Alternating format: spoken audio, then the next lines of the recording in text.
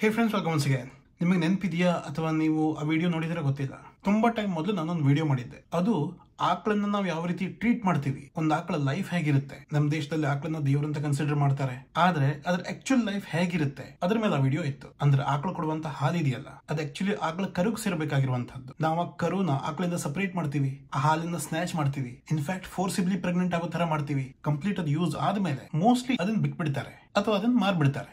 ಈ ತರ ಒಂದು ಹಸು ಟ್ರೀಟ್ಮೆಂಟ್ ಇದ್ರೂ ಕೂಡ ಮತ್ ಜೊತೆ ತಾಯಿ ಅಂತ ಬೇರೆ ಹೇಳೋದು, ಇದೆರಡು ಜೊತೆ ಕಾಂಟ್ರಡಿಕ್ಟ್ ಆಗುತ್ತೆ ಅಂತ ಹೇಳಿದ್ದೆ. ಅದ್ರ ಬಗ್ಗೆ ಡೀಟೇಲ್ ವಿಡಿಯೋ ಇತ್ತದು. ಇದ್ರ ಬಗ್ಗೆ ತುಂಬಾ ನಾನು ಯೋಚನೆ ಮಾಡ್ತಾನೂ ಇರ್ತಾ ಇದ್ದೆ, ಜನರ ಮನಸ್ಸಲ್ಲಿ ಕಾಂಟ್ರಡಿಕ್ಷನ್ ಬರಲ್ವಾ ಅಂತ. ಯಾಕಂದ್ರೆ ಮನವಾದಿಗಳಾಗಿರ್ಬೋದು, ಸಂಘಿಗಳಾಗಿರ್ಬೋದು, ಅವ್ರು ಮಾರಲಿ ಕರಪ್ಟ್ ಆಗಿ ಇದ್ದಿರಬಹುದು. ಆದ್ರೆ ತುಂಬಾ ಜನ ರೈತರಿರ್ತಾರೆ, ಹಳ್ಳಿಗಳಲ್ಲಿ ತುಂಬಾ ಇನ್ನಸೆಂಟ್ ಫ್ಯಾಮಿಲೀಸ್ ಅಲ್ಲೂ ಕೂಡ ಈ ತರ ನಡೆಯುತ್ತೆ. ಸೊ ಅವಾಗ ನನ್ಗೆ ಅನ್ಸಿರೋದು, ನಾವು ಈ ಕಾಂಟ್ರಡಿಕ್ಷನ್ಸ್ ನ ಆಸ್ ಅ ಸೊಸೈಟಿ ಹೇಗೆ ಎಕ್ಸೆಪ್ಟ್ ಮಾಡಿದೀವಿ, ಇದು ಎಕ್ಸೆಪ್ಟ್ ಮಾಡೋದಕ್ಕೆ ಕಾರಣ ಏನು ಅಂತ ಯೋಚನೆ ಮಾಡಿದಾಗ ಒಂದು ವಿಷಯ ನಾನು ಎನ್ಕೌಂಟರ್ ಮಾಡಿದೆ. ಇವತ್ತು ನಾವು ಅದ್ರ ಬಗ್ಗೆ ಮಾತಾಡೋಣ.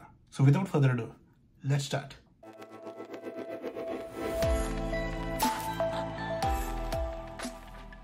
ಕಲ್ಚರಲ್ ರಿಲೇಟಿವಿಸಮ್ ಅಂತ ಒಂದು ಟರ್ಮ್ ಇದೆ. ಇದು ಪ್ರತಿಯೊಬ್ಬರ ಲೈಫಲ್ಲೂ ಕೂಡ ಒಂದಲ್ಲ ಒಂದು ರೀತಿಯಿಂದ ಇನ್ಫ್ಲುಯೆನ್ಸ್ ಮಾಡೇ ಮಾಡುತ್ತೆ. ಸರಿ ತಪ್ಪುಗಳನ್ನ ನಾವು ಜಡ್ಜ್ ಮಾಡುವಾಗ ನಾವು ಇದರ ಇನ್ಫ್ಲುಯೆನ್ಸ್ ಅಲ್ಲಿ ಇರ್ತೀವಿ. ಒಂದೆರಡು ಎಕ್ಸಾಂಪಲ್ ಡಿಸ್ಕಸ್ ಮಾಡಿದ್ರೆ ನಮಗೆ ವಿಷಯ ಅರ್ಥ ಆಗುತ್ತೆ. I eat non veg. ನಾನೊಬ್ಬ ಮಾಂಸಾಹಾರಿ. Chicken has always been my favourite. ಇವಾಗ ಚಿಕನ್ ನಾನು ತಿನ್ಬೇಕು ಅಂತ ಹೇಳಿದ್ರೆ ಅದಕ್ಕೋಸ್ಕರ ಪ್ರಾಣಿನ ಸಾಯಿಸಿದ್ದಾರೆ ಅಂತ ನನಗೆ ಗೊತ್ತಿದೆ. ಇನ್ನೊಂದು ರೀತಿಯಲ್ಲಿ ಹೇಳ್ಬೇಕು ಅಂತ ಹೇಳಿದ್ರೆ, ನಾನ್ ಚಿಕನ್ ನ ತಿನ್ನೋದ್ರಿಂದ ಇಂಡೈರೆಕ್ಟ್ಲಿ ಎಷ್ಟು ಜೀವದ ಹತ್ಯೆ ಮಾಡಿದೀನಿ ನಾನು. ಆದ್ರೆ ಯಾವಾಗ್ಲೂ ನನಗೆ ಅದ್ರ ಬಗ್ಗೆ ಗಿಲ್ಟ್ ಅನ್ಸೋದಿಲ್ಲ, ಅದ್ರ ಬಗ್ಗೆ ನಾನು ರಿಪೆಂಟ್ ಮಾಡೋದಿಲ್ಲ. ಯಾವುದೇ ಪ್ರಾಣಿ ಹತ್ಯೆ ಮಾಡದೆ ತಿನ್ನುವಂತ ಆಪ್ಷನ್ ಇತ್ತು ನನ್ನ ಹತ್ರ, ಆದ್ರೂ ನಾನು ತಿಂತೀನಿ, ತಪ್ಪು ಅನ್ಸೋದಿಲ್ಲ. ಇನ್ನೊಂದ್ ಕಡೆ ಈ ಯೂಟ್ಯೂಬ್ ಅಲ್ಲಿ, ಇನ್ಸ್ಟಾಗ್ರಾಮ್ ರೀಲ್ ಅಲ್ಲಿ ಕೆಲವು ಹುಡುಗರು ಈ ನಾಯಿ ಬಾಲ ಇದೆಯಲ್ಲ, ಅದಕ್ಕೆ ಈ ಫೈರ್ ಕ್ರ್ಯಾಕರ್ಸ್ ಕಟ್ಬಿಟ್ಟು ಪಟಾಕಿ ಹಾಕ್ಬಿಟ್ಟು ಆ ನಾಯಿನ ಓಡೋದಕ್ಕೆ ಬಿಟ್ಬಿಟ್ಟಿದ್ದಾರೆ. ಈ ತರ ನಿಜವಾಗ್ಲೂ ವಿಡಿಯೋ ಬಂದಿದೆ, ನೀವು ನೋಡಿದಿರಲ್ಲೋ ಗೊತ್ತಿಲ್ಲ. ಅದನ್ನ ನೋಡಿದಾಗ ನನಗೆ ಬೇಜಾರಾಗುತ್ತೆ. ಅದನ್ನ ಮಾಡಿದವರು ಅಷ್ಟು ಮೆಚೂರ್ ಹುಡುಗರು ಅಲ್ಲ, ಕಂಪ್ಯಾರಿಟಿವ್ಲಿ ತುಂಬಾ ಚಿಕ್ಕ ಹುಡುಗರು ಅವರು. ಆದ್ರೂ ಕೋಪ ಬರುತ್ತೆ. ಒಂದ್ ಸ್ವಲ್ಪ ಸೆನ್ಸಿಟಿವಿಟಿ ಇಲ್ವಾ ಇವ್ರಿಗೆ ಅನ್ಸುತ್ತೆ. ಸೊ ನಾವಿವಾಗ ಈ ಎರಡು ವಿಷಯನ ಕಂಪೇರ್ ಮಾಡಿದ್ರೆ, ಒಂದ್ ಕಡೆ ಒಂದು ಜೀವ ಹತ್ಯೆ ಮಾಡೋದು ಐ ಆಮ್ ಓಕೆ, ಆದ್ರೆ ಇನ್ನೊಂದ್ ಕಡೆ ಅಲ್ಲಿ ಜೀವ ಹತ್ಯೆ ಏನಾಗ್ತಾ ಇಲ್ಲ,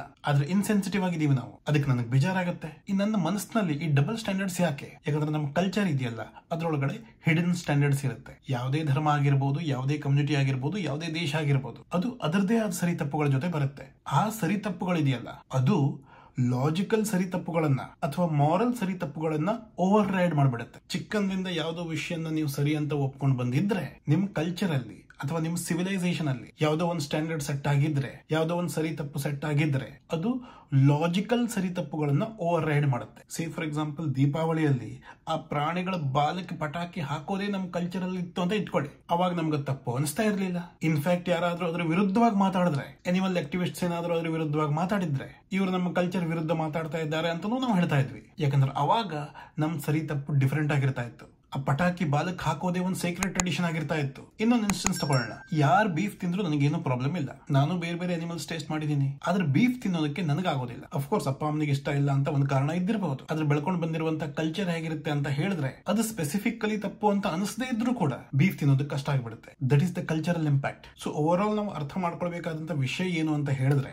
ಕೆಲವೊಂದು ವಿಷಯದಲ್ಲಿ ಲಾಜಿಕಲಿ ಕೆಲವೊಂದು ವಿಷಯ ಸರಿ ಇಲ್ಲ ಅಂತ ನಮ್ಗೆ ಅನ್ಸಿದ್ರೆ, ಮಾರಲಿ ಮತ್ತು ರ್ಯಾಷನಲಿ ಕೆಲವೊಂದು ವಿಷಯ ಸರಿ ಇಲ್ಲ ಅಂತ ಅನ್ಸಿದ್ರೆ, ಆದ್ರೂ ಸಮಾಜ ಏನಾದ್ರೂ ಅದನ್ನ ಫಾಲೋ ಮಾಡ್ತಾ ಇದ್ರೆ, it is because of the cultural impact. ಆ ಕಮ್ಯುನಿಟಿಯ ಕಲ್ಚರ್ ಇದೆಯಲ್ಲ, ಅದನ್ನ ಸರಿ ಅನ್ನೋ ತರ ಫೀಲ್ ಮಾಡಿಸುತ್ತೆ. ಆದ್ರೆ ಬೈ ಚಾನ್ಸ್ ಈ ವಿಷಯ ಏನಾದ್ರೂ ಅನಿಮಲ್ಸ್ ಇಂಪ್ಯಾಕ್ಟ್ ಆಗ್ತಾ ಇದ್ರೆ ಅಥವಾ ಬೇರೆ ಯಾವ್ದೋ ವಿಷಯಕ್ಕೆ ಇಂಪ್ಯಾಕ್ಟ್ ಆಗ್ತಾ ಇದ್ರೆ, ಅದನ್ನ ಯೂಶುವಲಿ ನಾವು ಅಷ್ಟೊಂದು ಸೀರಿಯಸ್ ಆಗಿ ತಗೊಳ್ಳೋದಕ್ಕೆ ಹೋಗೋದಿಲ್ಲ. ಆದ್ರೆ ಕಲ್ಚರಲ್ ಸರಿ ತಪ್ಪು ಅನ್ನೋದು ಇದೆಯಲ್ಲ, ಅದು ಮನುಷ್ಯರಿಗೆ ಏನಾದ್ರೂ ಇಂಪ್ಯಾಕ್ಟ್ ಆದ್ರೆ, ಮನುಷ್ಯರಲ್ಲಿ ಏನಾದ್ರೂ ಡಿಸ್ಕ್ರಿಮಿನೇಷನ್ ತರ್ತಾ ಇದ್ರೆ, ಒಂದು ಸ್ಪೆಸಿಫಿಕ್ ಕಮ್ಯುನಿಟಿಗೆ ಏನಾದ್ರೂ ಮೋಸ ಆಗೋ ತರ ಆಗ್ತಾ ಇದ್ರೆ, ಅವಾಗ ಏನೇ ಕಲ್ಚರ್ ಇದ್ರೂ ಕೂಡ ಅದೇನಾದ್ರೂ ಸೋಷಿಯಲ್ ಇಂಜಸ್ಟಿಸ್ ಮಾಡಿದ್ರೆ, ಸೋಷಿಯಲ್ ಡಿಸ್ಕ್ರಿಮಿನೇಷನ್ ತಂದ್ರೆ, ಅದ್ರ ಬಗ್ಗೆ ನಾವು ಧ್ವನಿ ಎತ್ತಬೇಕಾಗತ್ತೆ. ಎಲ್ಲರ ಫೈಟ್ ಒಂದೇ ವಿಷಯಕ್ಕೆ ಇರೋದಿಲ್ಲ. ಅನಿಮಲ್ ಆಕ್ಟಿವಿಸ್ಟ್ಸ್ ನೋಡಿದ್ರೆ ಅವರೊಂದು ವಿಷಯಕ್ಕೆ ಸೆನ್ಸಿಟಿವ್ ಆಗಿರ್ತಾರೆ. ಕೆಲವು ಕಾಸ್ಟ್ ಡಿಸ್ಕ್ರಿಮಿನೇಷನ್ ಮೇಲೆ ಸೆನ್ಸಿಟಿವ್ ಆಗಿದ್ದಿರಬಹುದು, ಕೆಲವರು ಇನ್ನೊಂದು ಯಾವುದೋ ವಿಷಯದ ಮೇಲೆ ಹೋರಾಟ ಮಾಡ್ತಾ ಇದ್ದಿರಬಹುದು. ಆದ್ರೆ ಇದನ್ನೆಲ್ಲ ಕರೆಕ್ಟ್ ಆಗಿ ಅರ್ಥ ಮಾಡ್ಕೊಳ್ಳೋದಕ್ಕೆ ಈ ಕಲ್ಚರಲ್ ರಿಲೇಟಿವಿಸಮ್ ಅನ್ನುವಂತ ಕಾನ್ಸೆಪ್ಟ್, ಎಲ್ಲಿ ನಮ್ಮ ಸರಿ ತಪ್ಪುಗಳ ಮೇಲೆ ಕಲ್ಚರಲ್ ಇನ್ಫ್ಲುಯೆನ್ಸ್ ಇರುತ್ತೋ ಅಥವಾ ಸಿವಿಲೈಸೇಷನ್ ಇನ್ಫ್ಲುಯೆನ್ಸ್ ಇರುತ್ತೋ, ಇದ್ರ ಬಗ್ಗೆ ಗೊತ್ತಿರೋದು ತುಂಬಾ ಇಂಪಾರ್ಟೆಂಟ್ ಆಗಿಬಿಡುತ್ತೆ. ಇದೇ ಹೇಳ್ಬೇಕಂತ ಇದ್ದೆ.